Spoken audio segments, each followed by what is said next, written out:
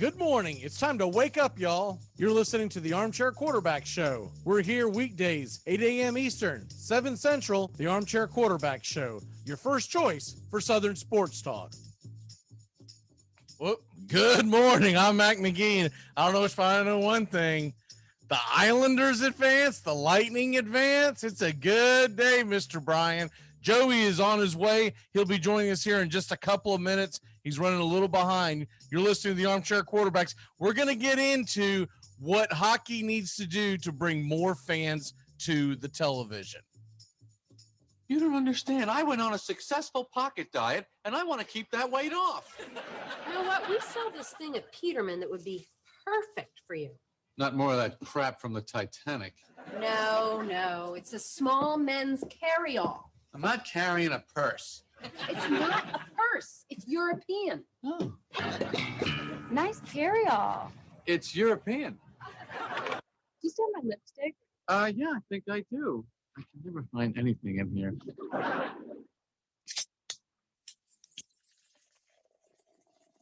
Armchair.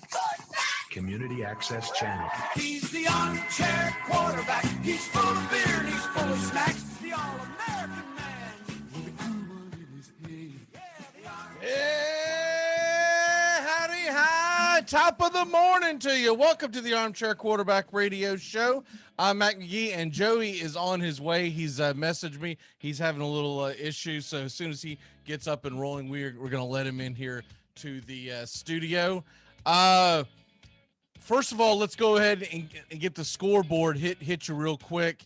We won't go over this for long, Brian. I know you're hurting as the Lightning, the Tampa Bay Lightning have put out the Panthers in the playoffs. They win the series 4-2.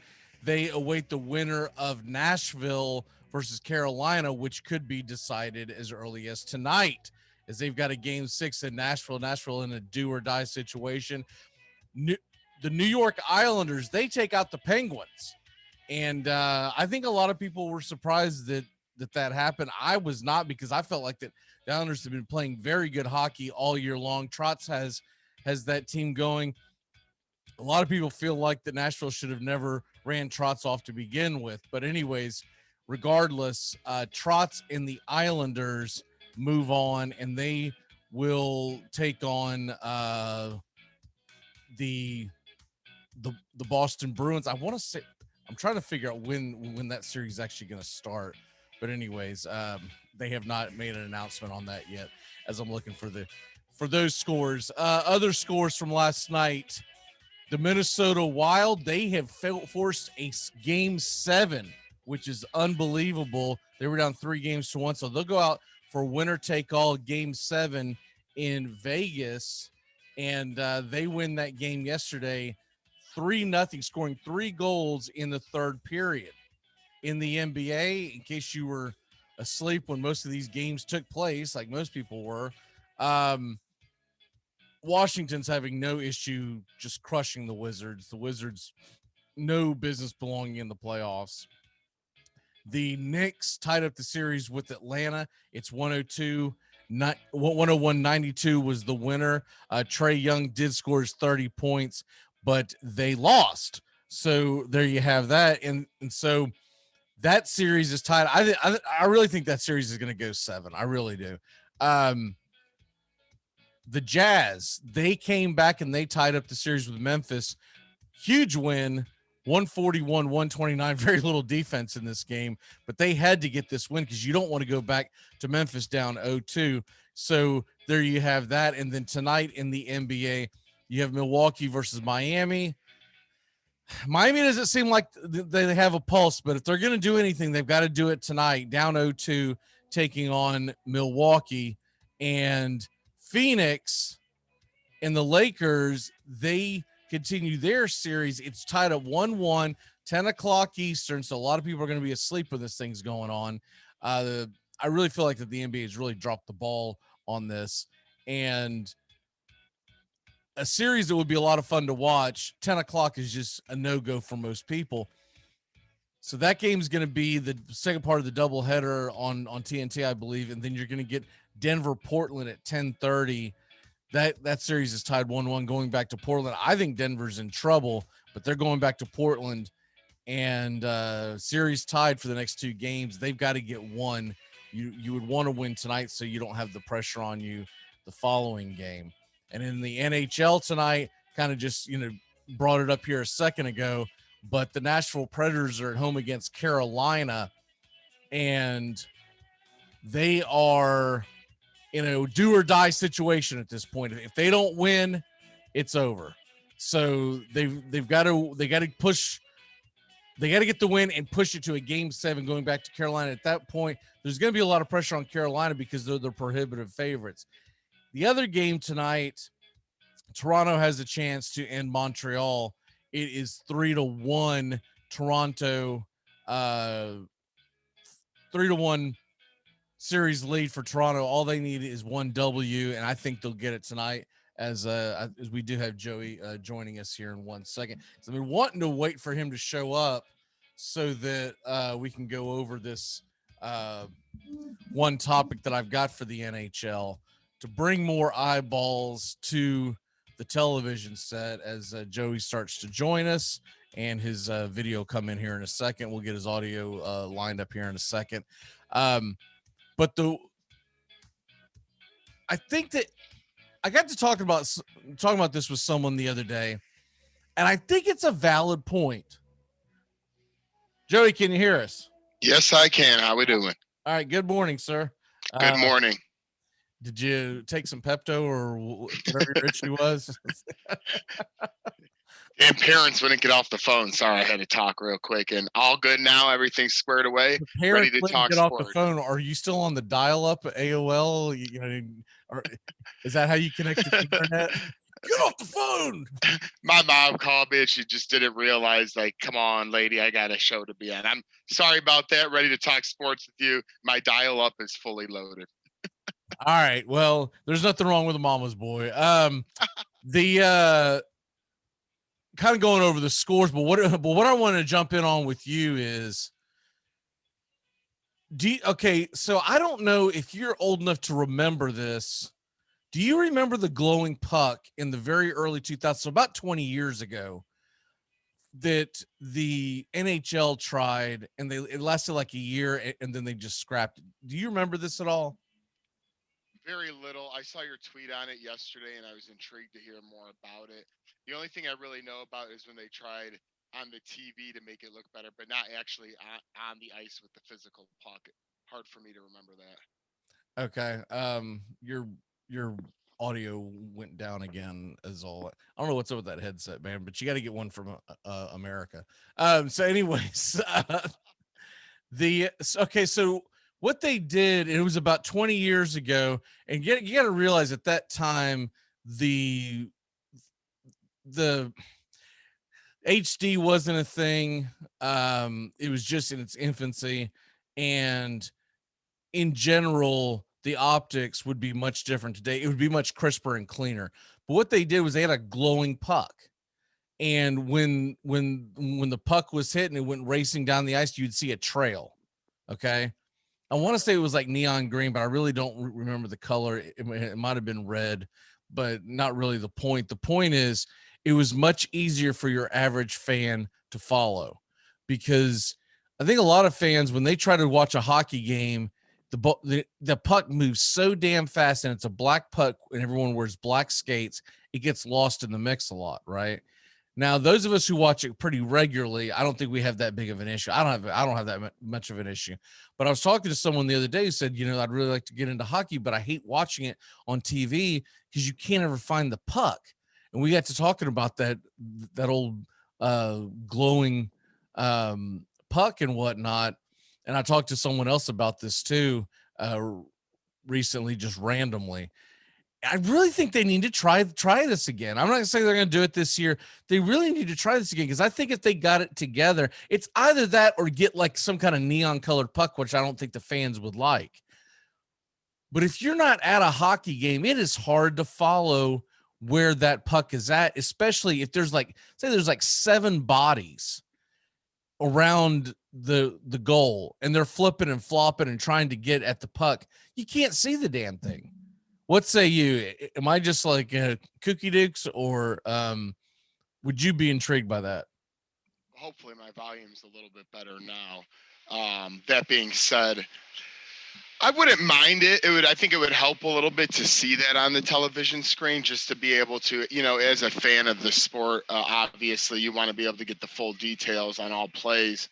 And as long as it doesn't bother, anything else at all, I feel like it's a good idea. I don't really, where would the negatives come into play, I guess? Like, what could you see people complaining about potentially? Well, see, at the time, I think your old school get off my lawn people were complaining about it. But I'm sorry, but the sport doesn't get enough eyeballs as I think it deserves, right? I think it should be a much more popular sport. But the simple fact of the matter is you have your hardcore hockey fans, and they're going to watch regardless. And you've got to start trying to bring other fans into it.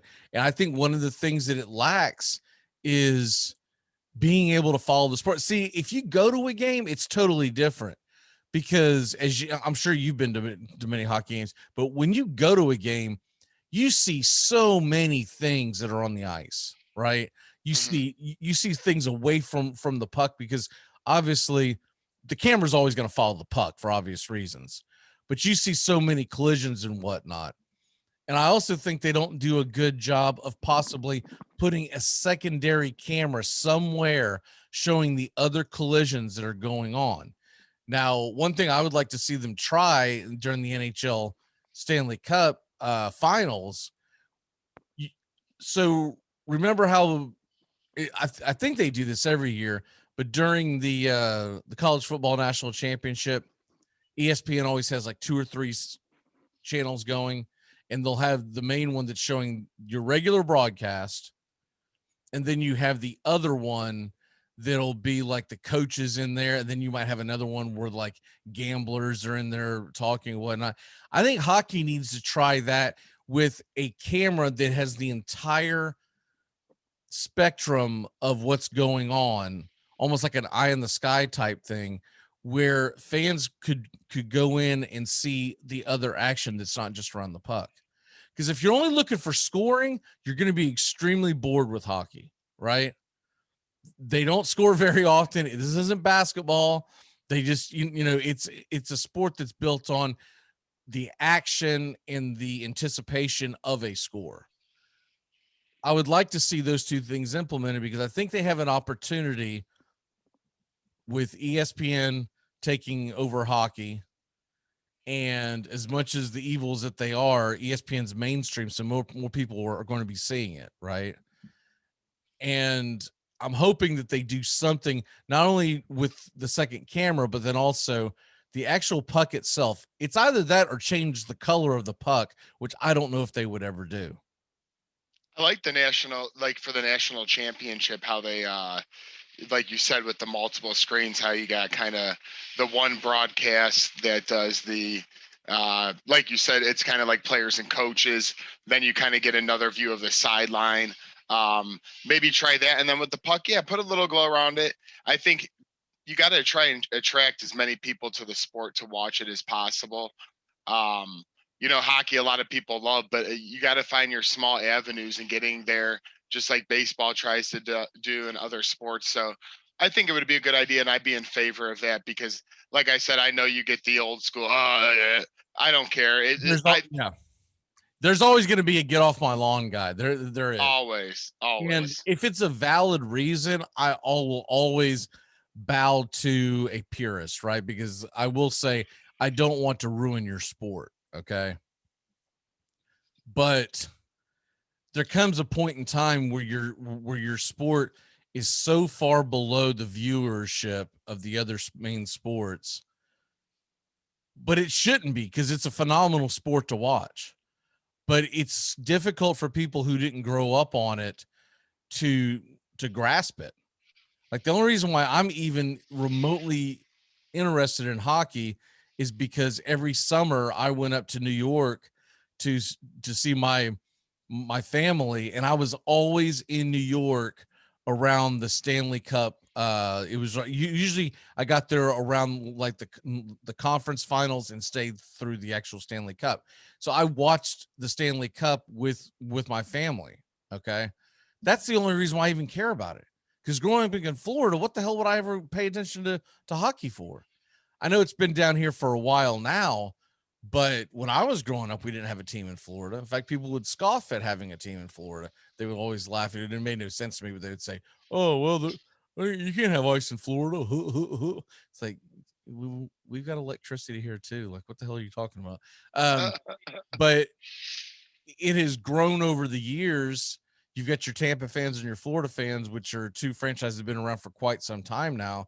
But at the same token, you've got your people who are still going to grow up in Florida, even with those two teams sitting there. They're not, if you listen to local Jacksonville radio right now, they are not talking about the Tampa Bay Lightning going, and they were facing the Florida Panthers. If there was ever going to be a time for them to talk about hockey in the state of Florida, it was Florida versus Florida, right? Right, exactly. It has not been a conversation. I've even been interested. I've gone through the local television sports channels or news channels on the sports segments, just curiosity the other night, if they would even bring it up.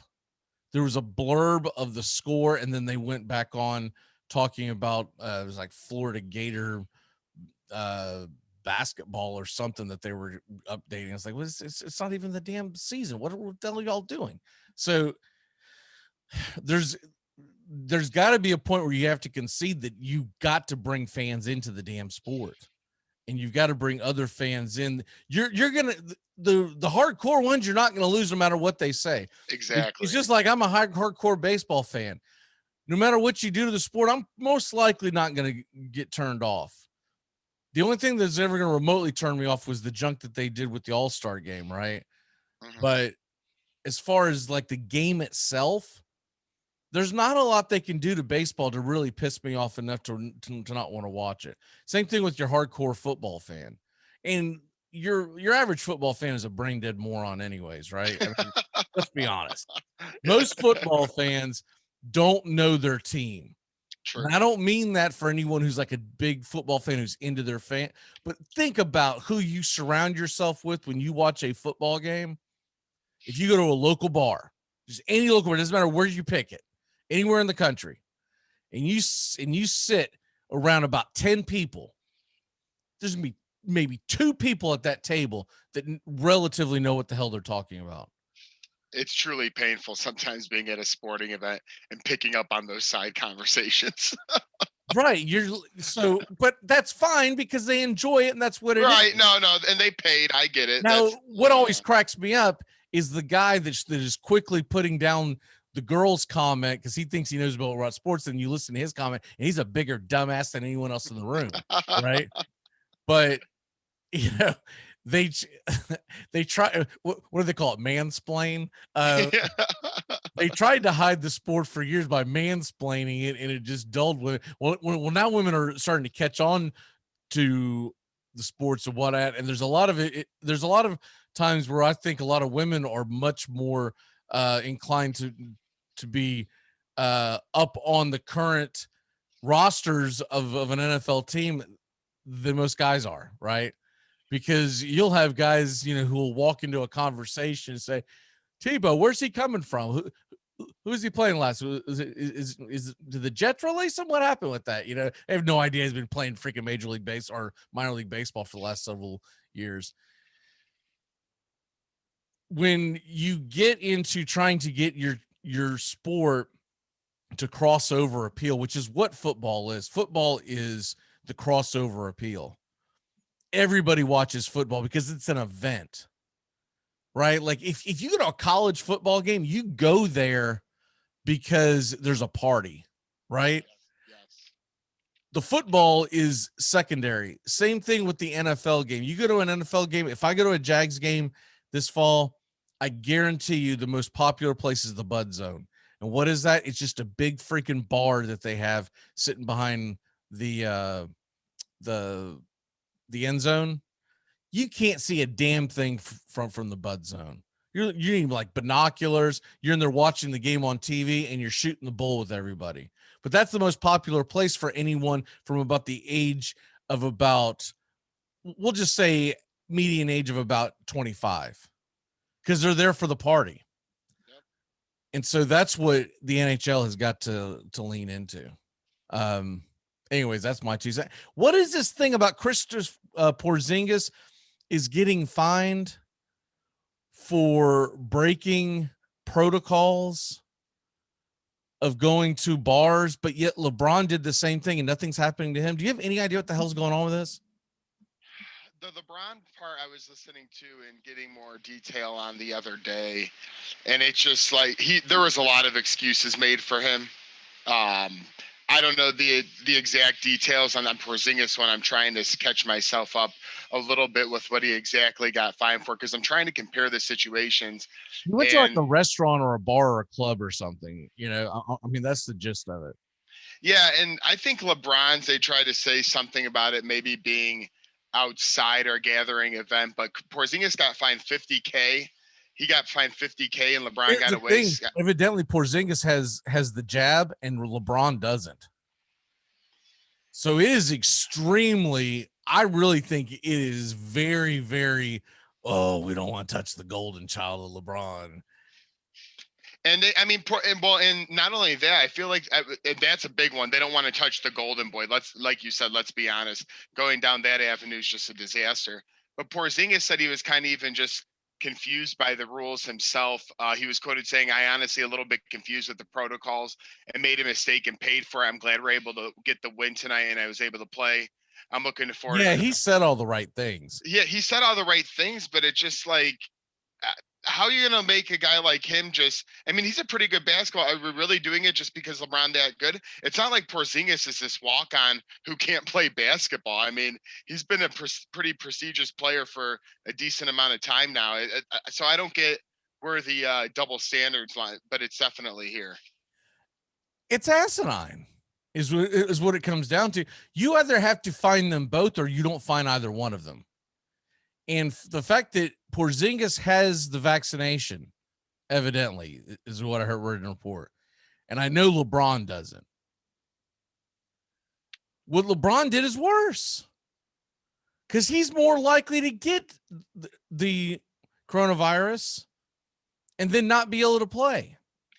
But it's just funny. They use quotes like LeBron James briefly attended an outdoor related event. It's like they give this guy every damn thing. It's ridiculous. He briefly attended an outdoor event that lasted for several hours. Meanwhile, Porzingis went out to dinner and they make it out like it was an 8-course meal or whatever. Like, what the hell are you talking about? I don't have an issue with them having protocols, but they should both be held to the same standards.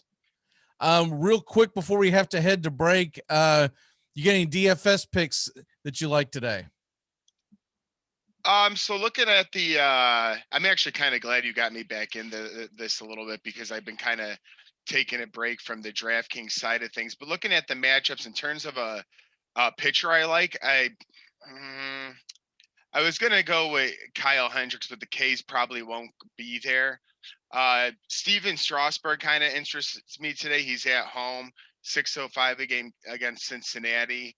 I kind of like that one, but what's his price? I've got the early ones pulled up. I don't have those. What's his price? Let me see. I don't have the exact. I'm gonna tell you right now, I think it's gonna be worth the money to spend for Bieber today. He's against Detroit. I know he's getting 10-8. But he is going to strike out like 30 people today. I mean, it's going to be insane. I love Bieber. He's on one of my fantasy teams, and after a little bit of a sluggish start, I feel like he's just one of the best pitchers in baseball. So the other one that I would like would be Stroman today. He's expensive too, so you got to pick one or the other. So I'd rather go with Bieber, but Stroman, if you're looking for a tad cheaper, he's at 9.9. He's at home against the Rockies. So the Mets and Yankees will be playing double headers today because of the rainouts. So that heavily affected my fantasy day yesterday. too long of a story to get into, but I was pretty pissed. I saw that all that was going on. Believe me, I was pissed I couldn't watch the Cubs. I got home from work and boom, I was like, come on, man. We get enough COVID crap with players always being out and stuff. The rain just feels like a background thing that should never happen anymore. Yeah, and unbelievably, I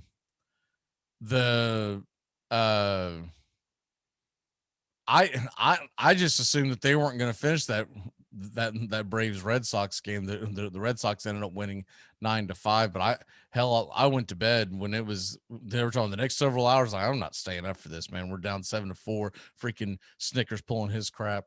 Real quick, because we got to go run to break. What is your pick against the spread today? My pick against the spread today is going to be San Francisco. Actually, LA does not know their starter at the moment, and San Fran just playing really good baseball this year. So whether it's against the spread like that, or even, I mean, I know it's not against the spread, but the money line, I like San Fran all day. In both scenarios, they got Alex Wood on the mound. I'm not saying that's the best thing ever, but like I said, the Dodgers haven't announced their pitcher, and San Fran's sneaky, so they're my pick. I'm actually going to go with your boys, the Cubs. Hendricks on the mound, only a -140. I'll take the little bit of the hit. As long as it's not over -150, I don't have a problem doing that. Going up against the Pirates, I think Hendricks is just going to mow him down. And Anderson got dealt with by the Braves last time out. I would suspect he'll pitch a little better, but I think the Cubs will put up enough runs to get that W. All right, let's go ahead and take that break. When we come back, we've got a lot to get into. The match is back in golf. Does anyone give a damn this time? We'll be back in a flash on the Armchair Quarterbacks. If dating is the game, then marriage is winning the game. Yeah, if you're playing in the women's league. We are the Armchair Quarterback Show, your first choice for sports talk live from the First Coast. Take the scenic route in the new Hyundai Santa Fe, the family SUV with available H-Track all-wheel drive to help you travel way off the beaten path. Find new adventures together in the Hyundai Santa Fe. You're listening to CBS Sports Radio. We are all sports 24 hours a day, 7 days a week. Expect it here. CBS Sports Radio. Ladies and gentlemen, the Chicago Blackhawks have won the Stanley Cup for the second time in 4 seasons. Here it is. The waiting is over. The New York Rangers are the Stanley Cup champions, and this one will last a lifetime. Here's Lemieux. His center penalty coming up. Look at Lemieux. Oh, my heavens. What a goal. What a move. Lemieux. Oh, baby. Gretzky looking. Gary Curry. McSorley to Gretzky. Scores! He did it. He did it. The greatest goal scorer in National Hockey League history is Wayne Gretzky. Armchair Quarterbacks Radio, covering the NHL like no other.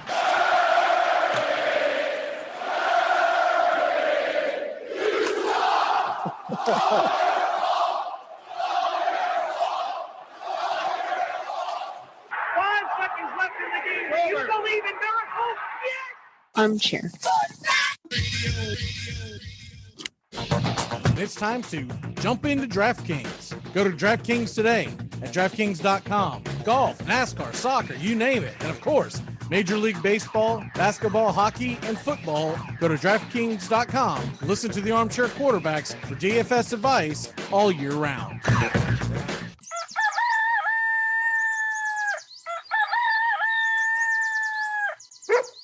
You're riding morning shotgun with the Armchair Quarterbacks. We're here weekdays, your first choice for sports talk here on the First Coast.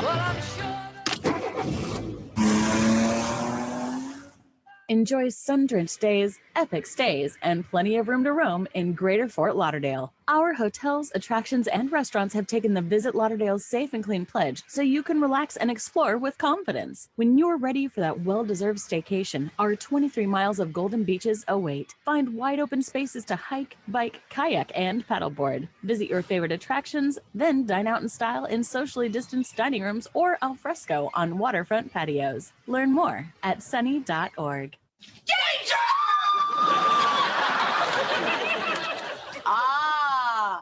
Salmon skin roll.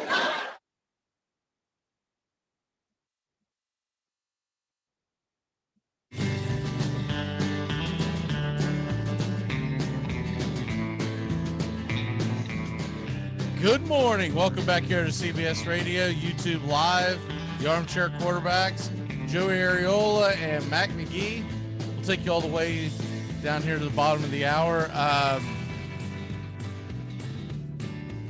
swear, I've been trying to keep up with our bets, and they keep changing this website that'll track them, and it is just absolutely gives me a headache every time I try to put them in. So I'm gonna have to go back in later and do it. But I'm trying to start keeping track of our bets, as we're gonna start doing this every day with the pick'ems, and then try to do more and more with the DFS, as I feel like it's getting more and more popular. The match is back, Joey.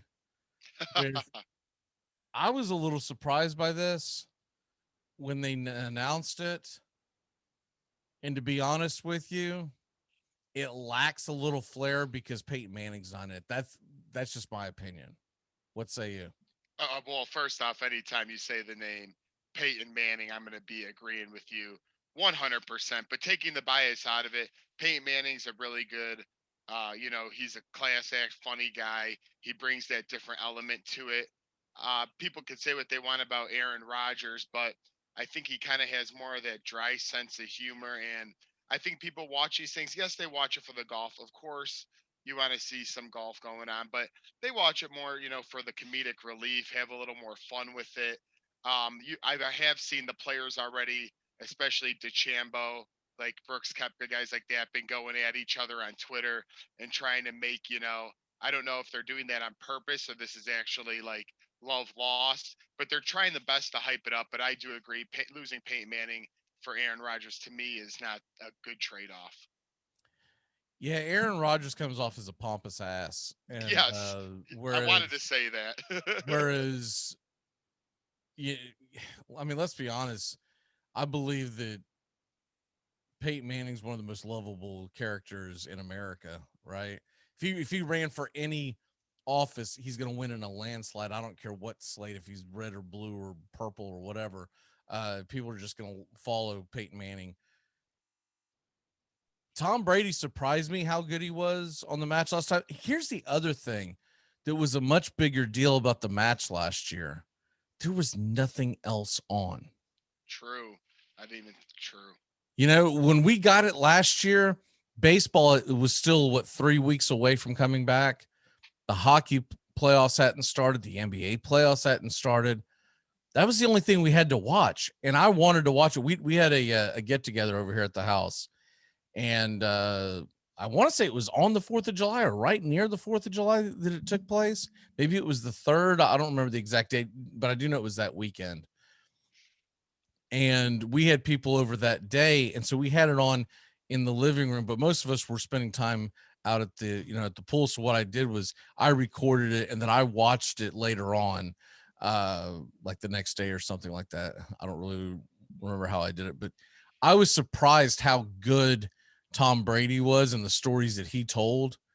So Tom Brady, Phil Mickelson, that's great. I don't know enough about DeChambeau's personality to know if he's going to be a good fit on camera. Because I don't even remember. It was Tiger last year, right? And it was Tiger. And was it Phil? I can't remember. Yeah, it was Tiger Woods and Phil Mickelson, and then while Peyton was in one corner and Tom Brady was in the other. Yeah, I can't remember who was with who. I can't remember how it was paired up. I want to say Tiger was with Peyton, but I can't. Tiger was with Peyton Manning. Okay. Yes. I just remember there was a funny actually story. Around Memorial Day too, Memorial Day weekend. I remember Tom Brady telling a funny story. We won't get back into it, but Tom Brady telling a funny story of when he was a rookie and he got hazed with his socks and everything. And that was genuinely funny. Made me more of a Tom Brady fan. I don't know enough about DeChambeau's personality. I'd say this, and even though I'm a bigger Brooks Koepka fan, they probably picked a better person than if they'd taken Koepka, because as good as Koepka is, I've never known him to be very outgoing. He's the dude is serious. And even in a playful type of atmosphere like that, I think he'd still be serious as hell. So Mickelson's a good pick because he's the old man that just won the tournament. And, the only people you're going to get to watch this probably are old people. I mean, let's be honest. There's not going to be a whole hell of a lot of young people. We might watch it, but most people under the age of 60 aren't going to watch this, right? You're going to have it on during playoffs too. The playoffs are going to be going on for both NBA and NHL. It should be getting, now they may not go head to head, but that's the same time period that the NHL and NBA finals are going to be going on.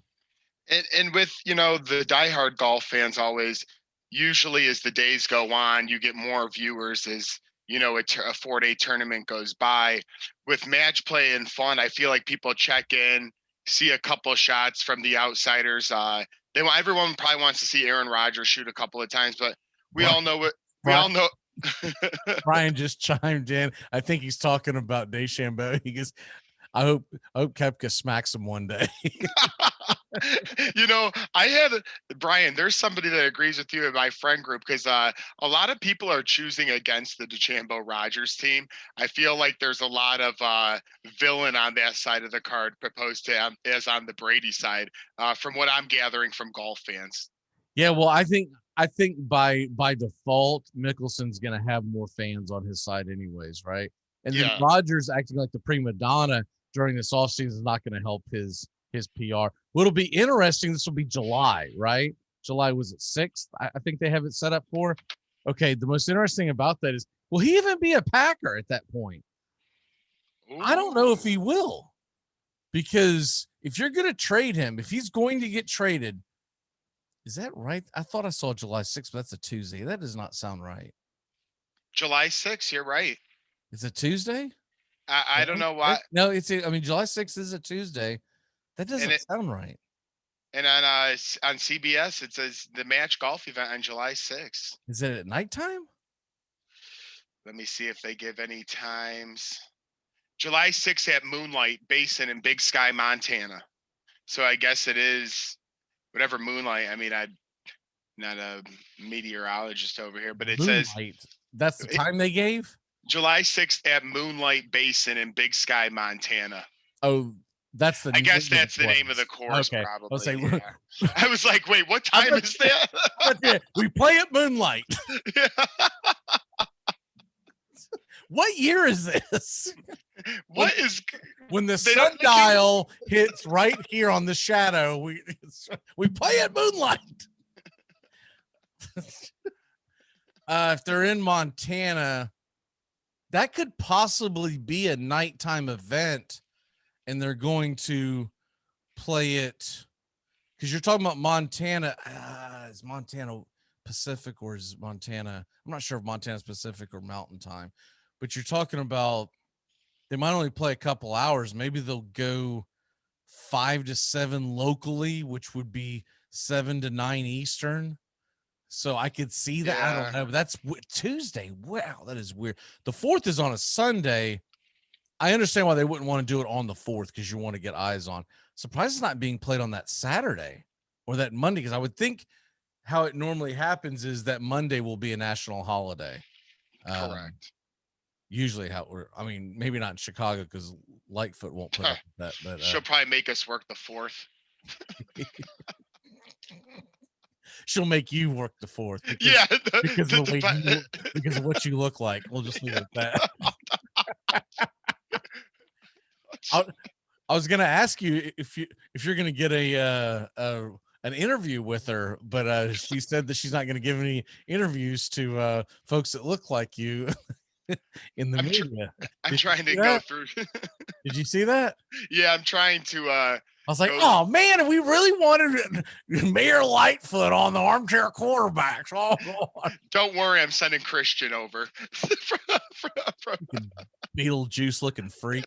Look like she looks like the character at the end of Beetlejuice when we get the head shrunken. Oh, believe me, the memes go around on her like crazy. I bet. I haven't seen them, but I bet. Anyways, I find it interesting that they're doing that. I also find it interesting. I just thought on Tuesday. That is weird. I wish they had already. They haven't laid out the day by day of the playoffs, but it'll be interesting if that's going head to head with like NBA finals or NHL playoffs or whatever. I mean, they have to be hoping to get lucky because Tuesday night, there's always usually, whether it's NBA or NHL, one game is at least going on. And by then, like you said, it's going to be near the finals, if not the finals. So this doesn't make too much sense to me, picking a Tuesday. That's for sure. There's got to be a reason why they're going Tuesday. I can't imagine America's going to get Monday and Tuesday off. So I don't know. That's weird. NHL playoffs. I'm gonna pull up the dates right now because this has me interested now as far as are they going to go head to head? Says we'll start. Oh God, why did I gotta pull up something that's a 47-page article? Starts May 11th, May 19th, and I don't have an end date. I remember the last time I saw it was sometime in July. So anyways. And well, little thing right here, because I'd never seen Rogers golf before. I guess he's a pretty good player. I mean, he finished 16th behind Steph Curry last year, and ninth at the 2020 AT&T Pebble Beach Pro-Am course. So apparently Rogers has got a pretty good stroke. So I'll be rooting heavily against him. I don't know what the odds will be on that. I knew if they threw out, that always helps too, being able to bet on it, right? It's always fun to have a little skin in the game. Yeah, exactly. So maybe now the fact that it's on a Tuesday night, I probably have a better chance of actually paying attention to it, to be honest with you. I was assuming it was going to be right in the middle of 4th of July weekend when I saw the date. It's on a Tuesday. Maybe they are going to play it. I hope they don't do something stupid and record it. And then, man. Well, because everybody, like you said, is out of town 4th of July weekend a lot too and stuff. Maybe everyone's getting back. They're dead on that Tuesday and just want to kick their feet up. So right. Maybe. Right. Yeah. The only thing that I'm saying is it could be going up against the Stanley Cup or NBA finals or semifinals. Understood. The NBA finals don't tend to play on Tuesdays. It's usually a Wednesday, Friday, Sunday is what it has been in the past. But the NHL plays the opposite day, so it'll be interesting. Anyways, we'll move on from that. We could talk about that for the next, until July 6th, to be honest with you. The NBA playoffs, are you watching? Yeah, so it's interesting. I know a lot of times a lot of people are like, I'm turning away from that. I'm still stuck to where you kind of mentioned it with baseball earlier. Even though the NBA has turned people off in many ways, I'm still religiously watching it just because that's where, just as from a kid. Last night I watched the Knicks. I was happy to see Derrick Rose have a phenomenal game. He looks so weird with that hippie hair, doesn't he? Okay, he does look a little weird with the hippie hair. I will give you like that. It slows him down, dude. Chop that off, bruh. You know what I'm saying? Chop it off, maybe gain a couple steps to help cover Trae Young a little more, but the guy played 39 minutes. I don't know why Trae Young, who's only 22 years old, played 33 minutes last night while Derrick Rose is playing 39. Maybe that's the Thibodeau effect, but I liked what I saw from them. And then, Donovan Mitchell coming back really ignited that Utah Jazz offense. I know that's just a high-scoring series, a fun one. I know we have a lot of Memphis viewers / fans that. Yeah, I want to see those series, but what I'm mad about is that they come on so damn late. Well, right, because you got to do things early in the morning. Last thing you want to do is stay up to 1 o'clock in the morning your time. And the thing is, most people with jobs east of the Mississippi have to be up early, right? Yeah. It's really dumb to put all these games on like tonight. Denver, Portland, Phoenix, LA. I'm actually more interested in those series than Milwaukee, Miami, because right now it feels like that series is just going to be a blowout. But I'm not going to start investing my time watching a game that's starting at 10 or 10:30 respectively when I know I'm going to go to bed in like an hour. Right. So I wake up and I watch the highlights and I get caught up to speed on what happens. But I would like to actually watch some of these games and just the way they're setting it up. There's no reason why you couldn't start the Miami game at 7 and then stagger the other two, right? Put the Lakers and Phoenix on around 8:30, 9 o'clock, and then Denver, Portland on as the late tip at like 10. But they're at 10:30. What the hell are we doing? They did this the other night too with the Dallas Clippers, and I can okay, you're going to have one late night game. We know that you have West Coast teams involved. It's understood. But to be on the schedule of having a 6:30, a 9, and a 9:30, or for you guys, a 7:30, a 10, and a 10:30, that's just ridiculous, and it really pisses me off. I don't know who schedules these times, but the reason Idiots. That's who's good. Idiots. Yes, it has to be, because I can't Anyone think of with any sense. Okay, I'll give you another example. And first of all, why are they stacking them on top of each other? Check this out. Friday night, which isn't a very good sports night to begin with, but we'll move past that topic. They've got New York and Brooklyn playing on top of each other at 7 and 8:30. Along with you're talking about one of the most densely populated areas of the country. Boston is playing at that same time. So you've got all three of those cities playing at the same damn time, essentially, on Friday night. And then, but I will say this, at least it's staggered the way it should be, 7, 8:30, and then 9:30 is the Clippers. And I'll be honest with you, the game that I'm excited to see is Clippers Dallas. I want to see that series. Boston's going to get absolutely smoked. They might win one game against Brooklyn, but they have no shot without Jaylen Brown. I don't know if they had a shot with him, but without him, there's no shot.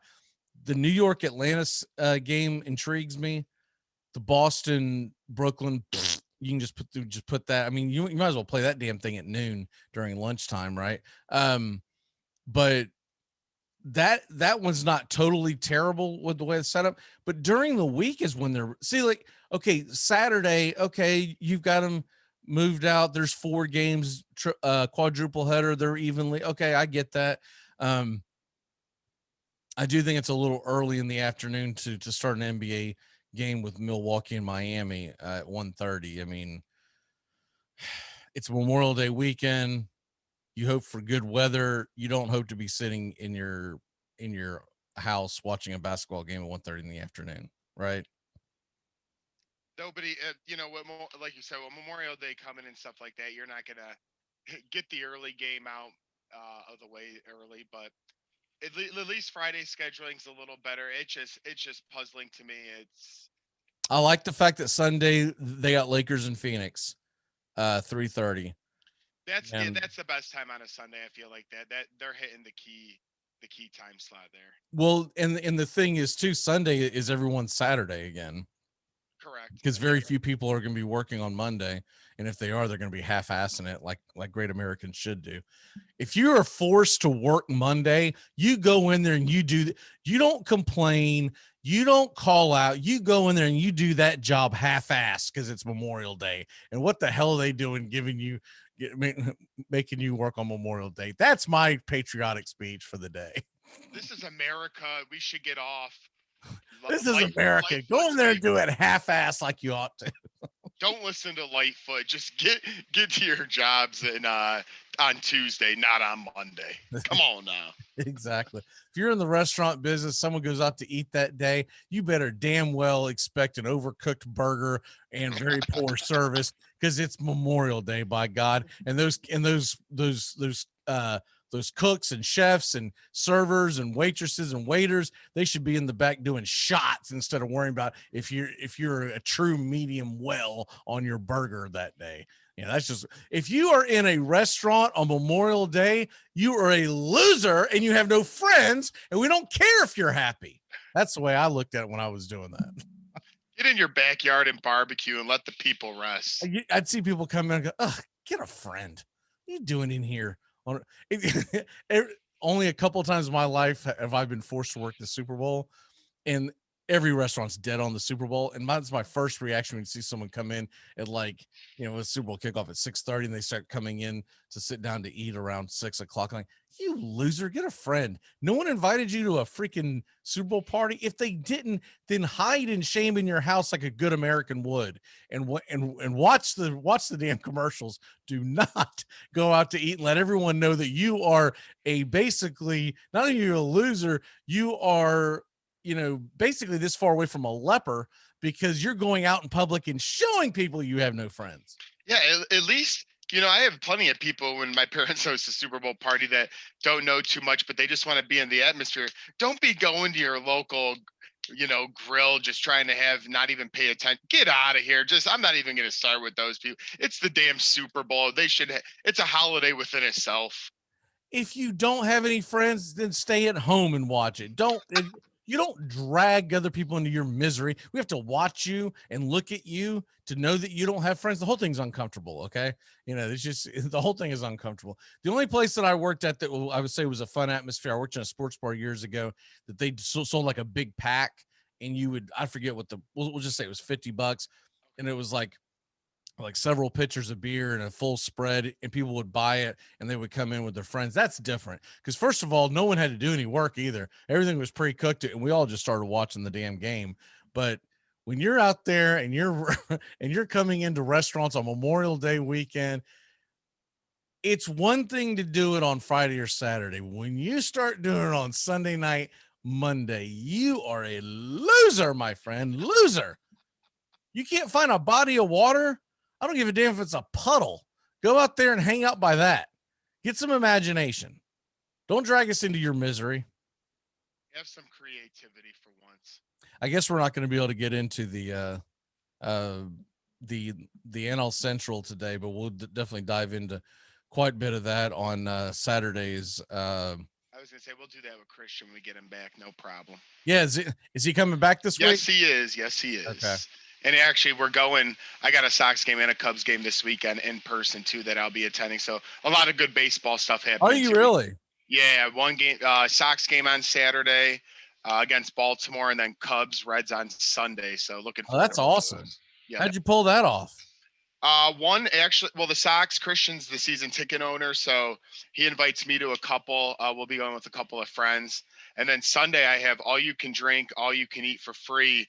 And the Cubs and Pirates how the Cubs Wrigley Field, the bullpen used to be on the sides, not underneath the field. So they took those out and put in all you can drink, all you can eat seats. And so I'll actually have the honor of trying to doing that. So I'm really looking forward to it. That's awesome, man. Mm-hmm.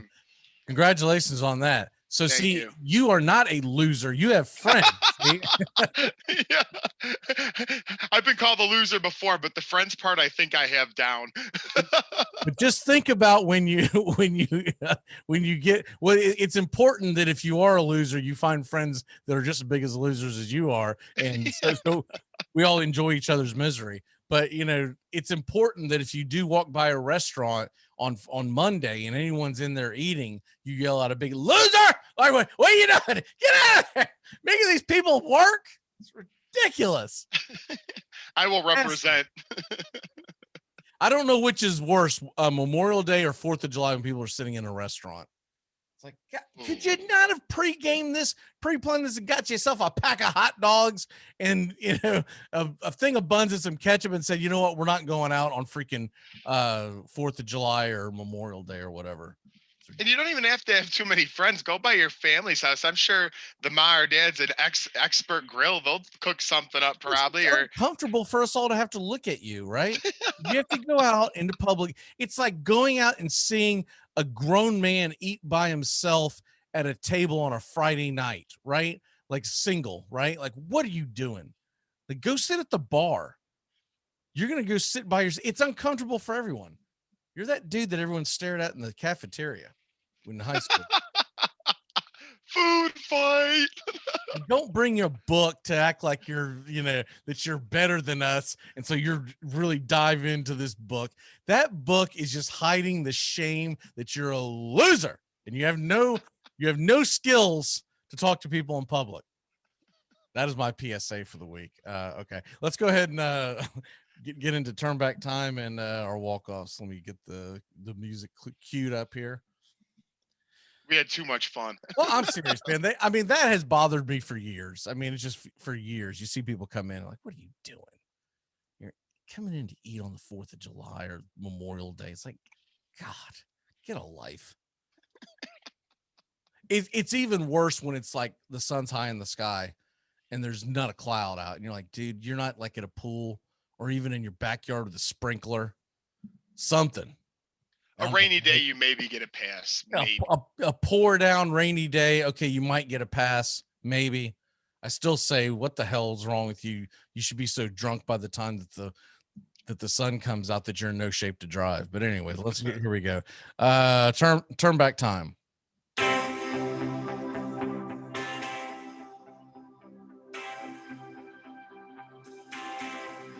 Okay, on this date, which one are we going to go with today? In 1968, on this date, George Hallas retires from coaching, finishing with 318 regular season wins, 6 NFL titles at the time. Let me turn that down.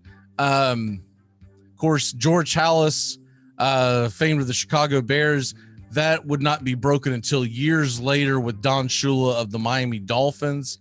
That was on this date in 1960. I did not realize he coached as long as 1968. For some reason, I thought he was gone by the early 60s. But 1968 was his final. And also on this date in 1994, a terrible day for me, the New York Rangers beat the New Jersey Devils 4-3 in the Eastern Conference Finals on their way to a World Championship. Oh, man, I hated that. I was actually pulling for the Devils of all teams. I was pulling for the Devils because it was the lesser of two evils. Birthdays. It's your birthday today. I had someone DM us the other day and said they actually listened to that entire song, the original. They didn't realize how dirty it was. I was like, that's the whole point of that song, man. Never listened to it. It's off the league, and he's singing a really uncomfortable birthday song with all the parents going on. What the hell are you singing? Okay.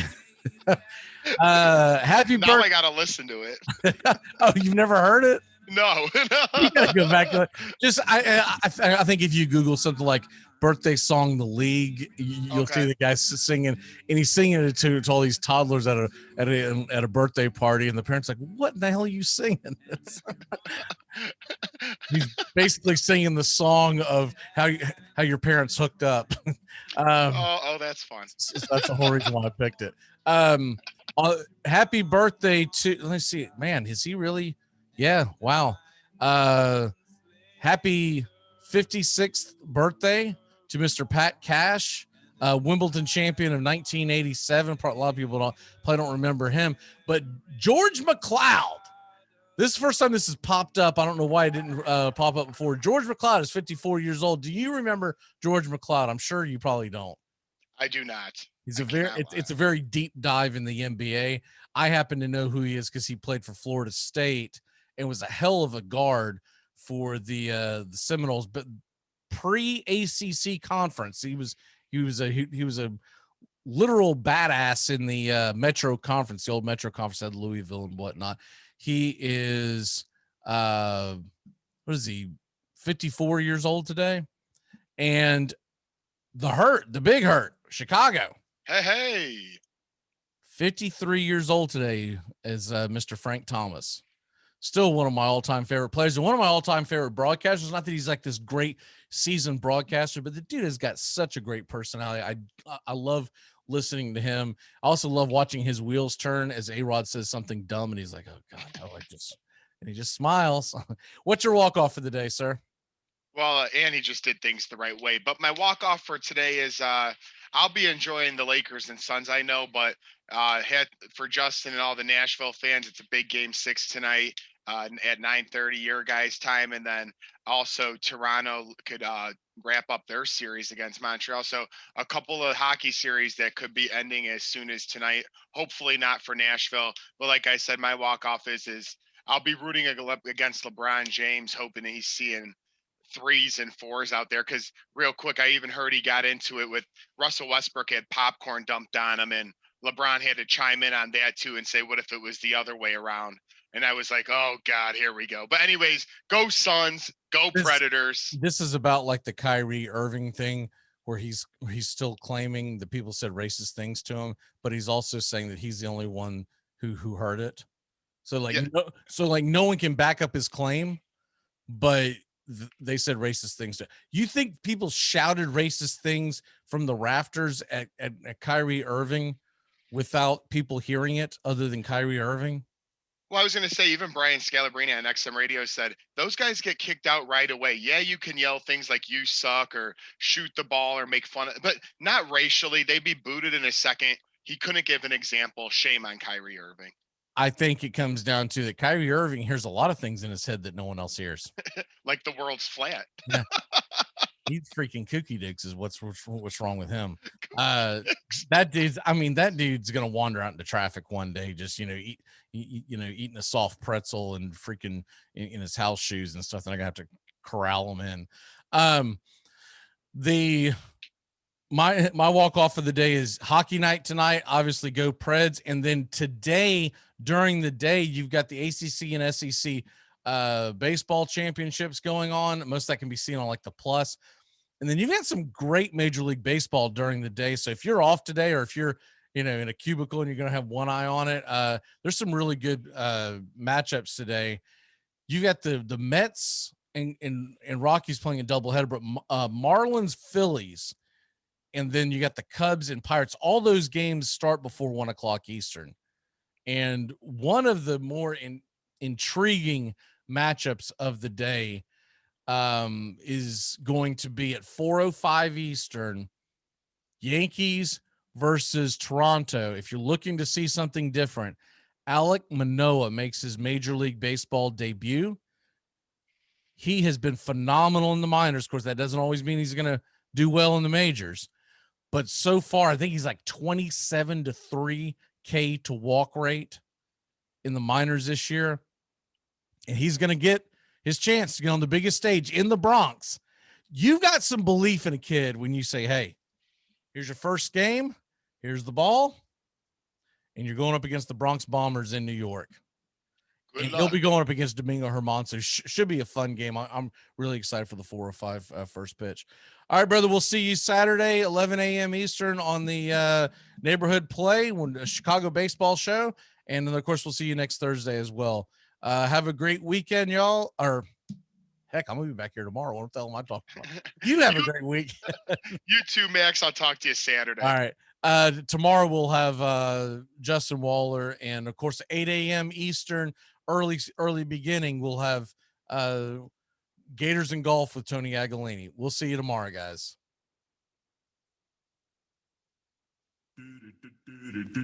Goodbye, sweetheart. Well, it's time to go. We're back tomorrow with another show. Well, unless we're fired, we'll talk to you then. Goodbye, sweetheart. Goodbye. Goodbye. Guys and gals, it's time to go. We'll see you on the next show. Same bat time, same bat channel.